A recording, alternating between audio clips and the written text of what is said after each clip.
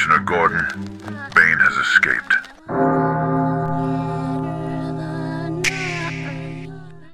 Isolation is the price of genius, because brilliance does not bloom in the noise. It's born in silence so heavy it breaks average men. When the world praises groupthink and applause, the genius walks away. Not out of arrogance, but necessity. Because you cannot build the extraordinary while orbiting the ordinary. You cannot stretch your mind while protecting every comfort. You cannot hear the blueprint if you're always performing for validation. So you vanish, you withdraw, you detach from the timelines, the group chats, the opinions, the cycles of subtle conformity. Because genius demands space, not to escape reality, but to reshape it. And that reshaping begins with isolation, the furnace that burns away distraction and softens the soul enough to bend it into something divine. People will not understand. They will call it avoidance, detachment, even madness. But they mistake solitude for suffering because they've never sat alone without shrinking. They fear silence because their thoughts are strangers to them. But you welcome the echo. You let it speak. And through that echo, you hear things others can't. You connect dots they never saw. You move through the fog and you build while they sleep. They will mock you now, but study you later. Because while they danced in circles, you walked through fire, and you did it alone. Not because you wanted to, but because no one else could carry the burden of your vision. Genius does not ask to be seen. It asks to be delivered, and delivery requires retreat. In isolation, time bends, minutes stretch into miles. Every hour becomes an excavation. You're not avoiding the world, you're unearthing yourself, layer by layer, lie by lie. You kill the personas, you kill the people-pleasing reflexes. You murder the boy who needed permission. What's left is something unfiltered, unmarketed, and incomprehensible to most. That rawness. That is the soil where genius grows. It's not refined by applause. It's forged in the absence of it. Because the truth is, genius rejects comfort. It runs from it. Comfort is the sedative that dulls potential. But isolation sharpens it. When there's no one to impress, there's no mask to wear. And when the mask falls, the mind finally gets to speak. There's a reason why the prophets, the warriors, the architects of new thought all began in the wilderness. The wilderness purifies. It strips you down to essence. You confront every ghost, every doubt, every thought you buried. And in that confrontation, clarity emerges. Pain becomes teacher. Silence becomes partner. You stop asking for shortcuts. You stop needing signs. You start becoming the answer you used to chase. And it's lonely, brutally lonely. But it's also clean, free of static, free of distortion. You're no longer surviving consensus. You're constructing truth. And truth, in its purest form, never fits into casual conversations. It demands architecture. Isolation is where you build the frame. Genius is not glamour. It is obsession without external reward. It is waking up before the world and working after it sleeps.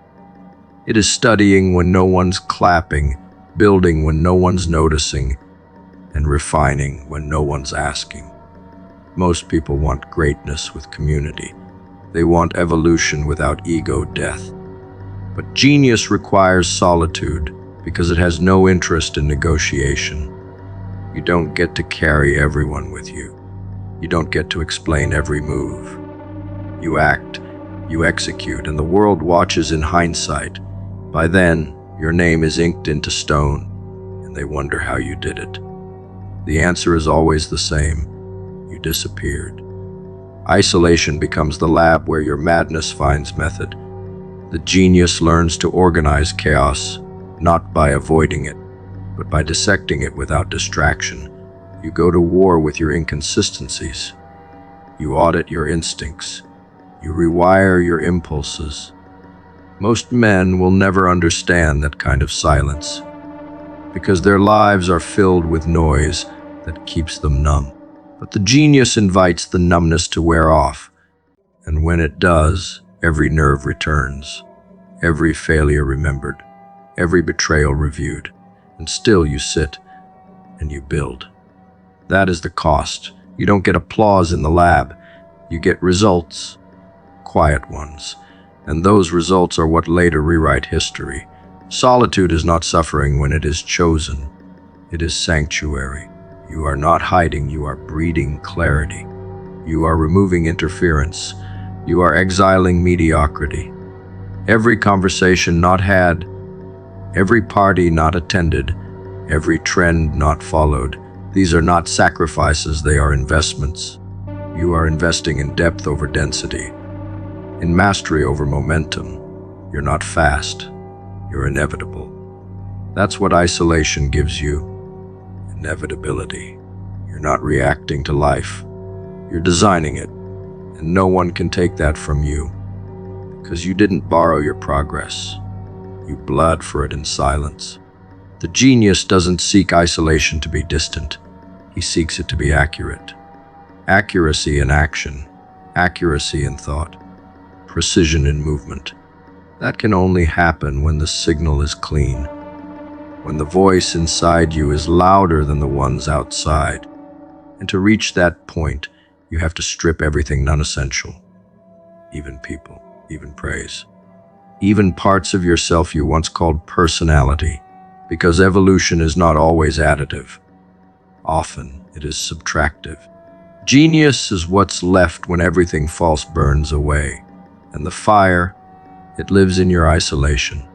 The loneliest men in the world are the ones who heard a call no one else did, and they answered it.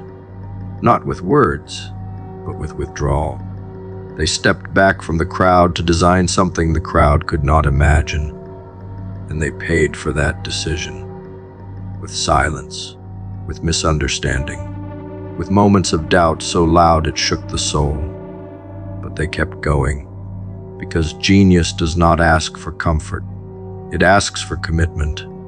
And the man who commits to his own mind, who protects it like sacred ground, becomes a force history cannot forget. Because what he created in isolation was never meant to stay there. It was meant to shift the world. Creativity does not arrive dressed in familiarity. It is a defector from the rules you were raised in. It does not sit at the family table of thoughts passed down like heirlooms. It burns the table. It rejects the lineage of mental habits designed to make you acceptable. And the moment you stop orbiting the tribe's language, the tribe's symbols, the tribe's rhythm, you begin to hear something else. A signal too sharp for mass consumption. That signal is your mind in its raw form, unpolluted. Isolation does not give you new thoughts. It subtracts the noise that made you forget you already had them. That subtraction is violent, because most men confuse personality with programming, and when the programming collapses, so does their illusion of identity. But that's the gateway. When the world stops mirroring you, you are forced to reflect yourself. You feel it the moment you step back. The cognitive fog clears and every thought no longer feels rented. You begin to hear the friction between what you were taught and what you actually believe. That friction is your edge. That edge is where creation begins. Most people never reach it because they fear the discomfort of distance. But creativity increases with psychological distance from social norms. You don't get breakthrough ideas while immersed in the algorithm of approval.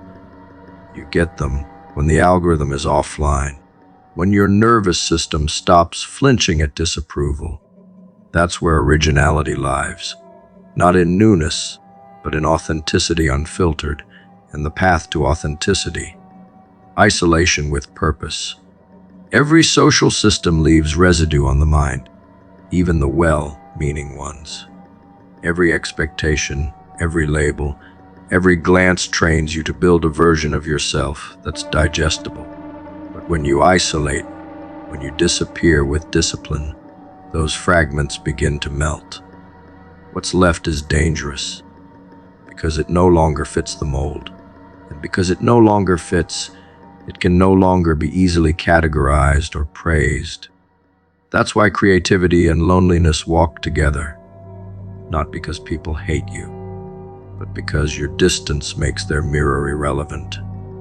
They don't recognize what they cannot reflect. And you don't build genius to be understood. You build it to be real. You can tell when someone is thinking from inherited norms. Their ideas feel flat, symmetrical, lifeless, perfectly tailored for applause but devoid of risk. Real creativity offends before it inspires. It agitates before it teaches. It alienates before it integrates. Because it is not designed to affirm, it is designed to liberate. And liberation cannot happen while you are still holding the hand of consensus. You must let go. You must walk far enough away that your thoughts become unfamiliar even to yourself. That's when you're close. When the voice in your head doesn't sound like your parents, your peers, or your culture. It sounds like fire on its first inhale, and you let it speak. Breakthroughs do not feel like celebrations. They feel like betrayals. You betray the system you were rewarded for serving. You betray the expectations others loved you for meeting. And in that betrayal, you begin to ascend. The climb is silent. The air gets thin. You look around and there are no familiar faces. No one to clap. No one to quote you. Just the sound of your mind breathing for the first time without permission. That brutal solitude is what makes the insight clean. No agenda, no performance. Just clarity sharpened by solitude. Psychological distance is not a location. It is a posture, a refusal to derive identity from mass agreement, a willingness to hold contradictory thoughts without rushing to resolve them.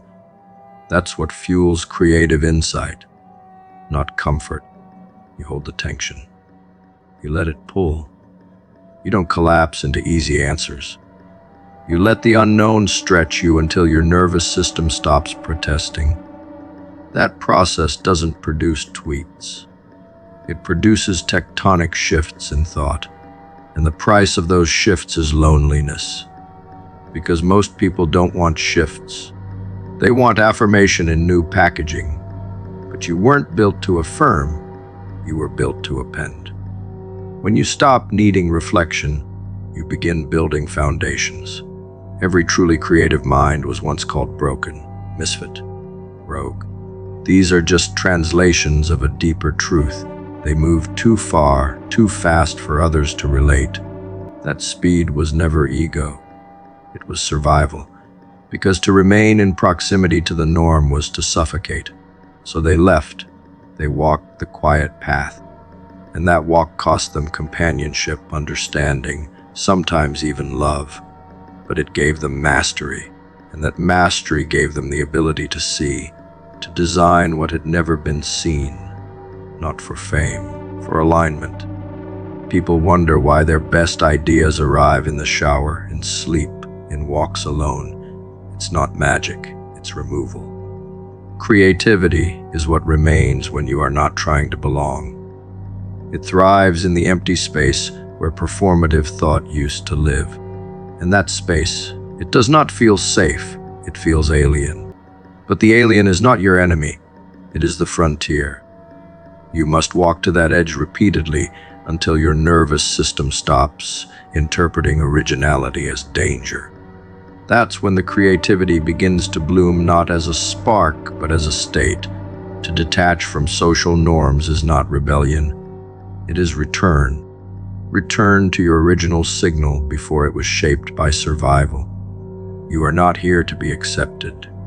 You are here to actualize. And actualization cannot be mimicked. It can only be revealed. And revelation is lonely, because it does not arrive in groups.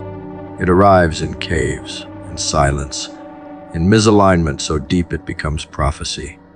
And when the prophecy is delivered, people don't understand it, they feel it. And feeling is always the beginning of change. The mind does not thrive in stimulation, it drowns in it. What passes for modern awareness is nothing more than a parade of alerts, notifications, and algorithmic noise screaming over the subtle frequency of intuition. And while most beg for more input, the few who create at elite levels do the opposite. They fast, not from food, but from stimulus. They deliberately starve the senses to feed the signal. A meditating monk and a world-class creator, though worlds apart in method, both understand the same law. Stillness is not passive. Stillness is precise tuning. It is the refusal to let the world write its code on your attention, and that refusal comes at a cost. Isolation, silence, boredom that most would rather die than feel. But within that boredom lies the doorway. Theta brainwaves, often triggered in solitude and meditation, are not signs of shutdown.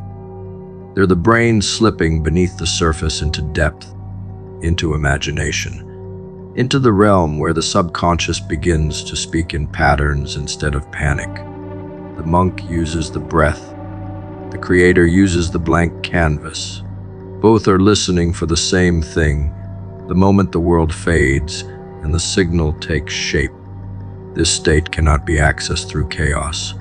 It demands restraint. It demands an environment so uneventful that the mind begins to unfold in directions previously collapsed by interruption. That's the paradox. The less you feed it, the more it builds. The less you distract it, the more it speaks. That is the cost of stimulus starvation. And that is the birthplace of elite ideation. In a world where stimulation is currency, starvation becomes rebellion. Everyone else is gorging on novelty, scrolling, switching, seeking the next dopamine drip to keep their mental engine running just above silence. But what they're calling momentum is actually stalling, because the true engine of insight only roars to life when external fuel is cut off. Starvation clears the room. It dismantles the scaffolding of trivial input and leaves you in a space so empty it terrifies lesser minds. That's the moment the genius starts working, not on a timeline, not in reaction, but from zero, and zero is divine. It is the sacred void from which real vision arises. The monk calls it emptiness. The creator calls it flow. But the mechanism is the same. Stillness activates channels, distraction keeps locked. There are gears in your psyche that don't turn under pressure. They require silence, not as absence, but as instruction. Because in starvation, the signal becomes undeniable. The most powerful ideas don't come from grinding. They come from incubation. But incubation requires protection, not of your time, but of your space. And that space must be stimulus deprived. Most people's minds are like cluttered closets. Every time a thought arises, it gets buried under opinions, entertainment, noise. The genius empties the room. He creates psychic space not by consuming less, but by requiring less. He stops using the world as a mirror and starts using it as raw material. That transition is everything. And it only happens when your brain stops reacting to every ping and starts directing its own current. Theta waves don't arise from force. They arise from trusting slowness, from letting the water settle long enough to see what lies at the bottom. That's why boredom isn't the enemy. It's the gate. Walk through it, and the mind shows you things you didn't know it was capable of creating. Stimulation feels like progress because it mimics movement. But it's a treadmill, always running, never arriving. Only those who step off it ever discover distance. Monks and elite creators have both mastered this discipline. The monk sits in silence until his inner storm subsides. The creator closes the tabs, powers down the feed, not for entertainment, but for emergence. And it always comes, but only after discomfort. The silence will taunt you first. It will tempt you to break, to check, to consume. But if you endure, if you remain starved long enough, your brain adapts. It starts producing from within, because it has no other choice. That's the rewiring. You move from reaction to origination, from commentary to command, from echo to voice. And when that voice rises, it doesn't ask for permission.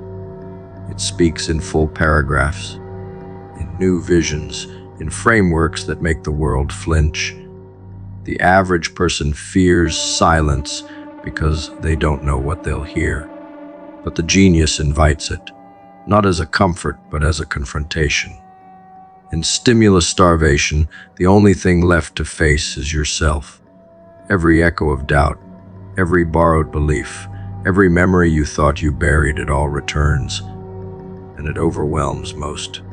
But if you don't run, if you let it pass through without labeling, it clears. And behind it stands something pure, the signal without static, the you that was never constructed, only revealed. That is the version of you that can build things from nothing, not for applause, but for accuracy. And that accuracy only becomes available when the noise dies. Stimulation isn't bad, it's just out of order. Most use it as a baseline, and stillness as a vacation. That's backward. Stillness should be the default. Stimulation should be earned, purposeful, deliberate, like spices in a well-made meal, not the meal itself. When the default state becomes clarity, your creativity takes on a different texture. It's not frantic, it's not grasping, it's inevitable, because it's not being pulled by demand, it's being pushed by alignment. That's the difference. The monk doesn't chant to escape the world. He chants to reorganize it from the inside out. The creator doesn't isolate to hide from feedback. He isolates to protect signal fidelity. And both do it by starving the system of what it once thought was necessary. The deeper you go into isolation, the more absurd the noise becomes. Ads, memes, debates, they all shrink in size. You stop reacting. You start observing. That shift feels like awakening. Not the mystical kind, the tactical kind. You realize how much of your thought was borrowed, how many of your desires were algorithm-fed, how much of your urgency was synthetic. And with that realization comes calm, a terrifying calm, because now you can hear the machine. And once you hear it, you stop dancing to its music. You start composing your own. That's where power begins, not with rebellion, with reorientation. And that's what stimulus starvation unlocks. Most people don't want silence. They want curated peace. A Spotify playlist with candles. That's not silence, that's a theme park. Real silence is raw, unfiltered. It doesn't care about your comfort. It cares about your clarity. It strips. It burns, it reveals. And in that reveal, you either run back to noise or forward into awareness. The monk walks forward. So does the elite creator. Not because they're special, but because they're trained. Trained to hold space between the urge and the reaction. That space is where the insight lives, not in what you add, in what you remove. When you starve your mind, you force it to generate. That's what elite creators understand. They don't wait for inspiration. They engineer it. Through solitude, through fasting, through deep engagement with nothingness until something emerges.